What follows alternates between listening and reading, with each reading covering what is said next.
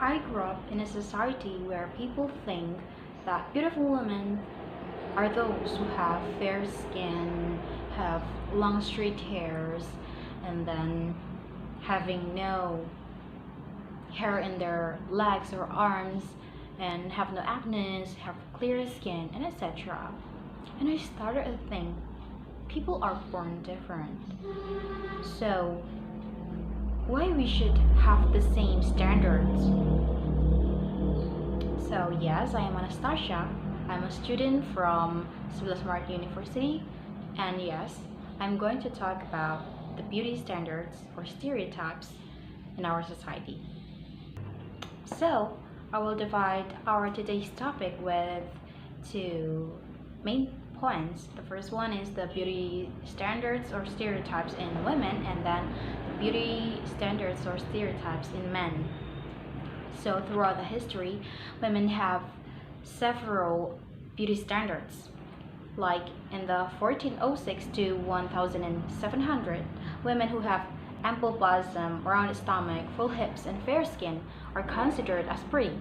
And then in the Victorian England in 1937 to 1901, those who are desirably plump, full-figured, cinched waist are considered as pretty. That is the era of corset. And in the 20s, flat chest, downplayed waist, shirt bob, and barge figure are the beauty standards of women in that era. And then in the 30s to 50s, women who have curves, hourglass body figure, and large breast, slim waist are considered as pretty. And then in the 60s, it is different. Those who are willowy, thin, have long, slim legs, and adolescent physique are considered pretty. In the 80s, women who are athletic, svelte, but curvy, tall, and have toned arms are considered pretty. In the 90s, those who are waffish, extremely thin, translucent skin, and androgynous are considered as the beauty standard in the years.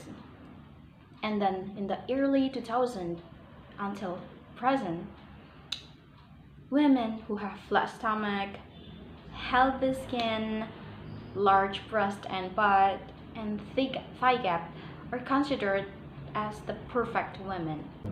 The stereotype of beauty that women with those categories are considered as pretty made up by the media, advertisements, movies, and nowadays social media, especially Instagram, plays big role in shaping those stereotypes.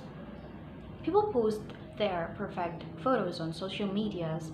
They have small waist, and they have clear skin, they have an hourglass body figure, and etc. And sometimes people just don't understand or realize that people have those perfect photos resulted by editing, good angles, or maybe they fix up some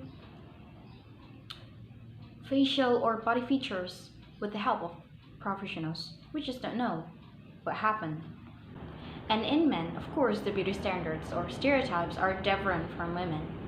Throughout the history, there were men using pink clothes, there were men having long nails, there were men using skirts, there were men using makeups, etc. And then the ideal body type also changed over time.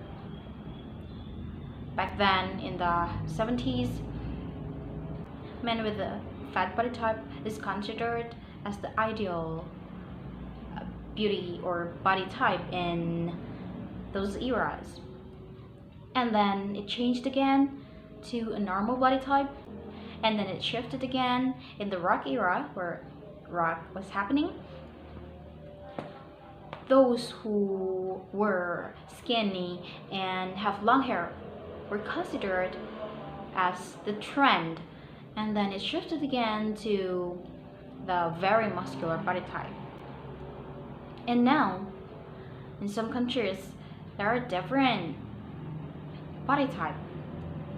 In South Korea, actually there are many body types, but the most common one is the flamboyant body type, like those in the K-pop idols.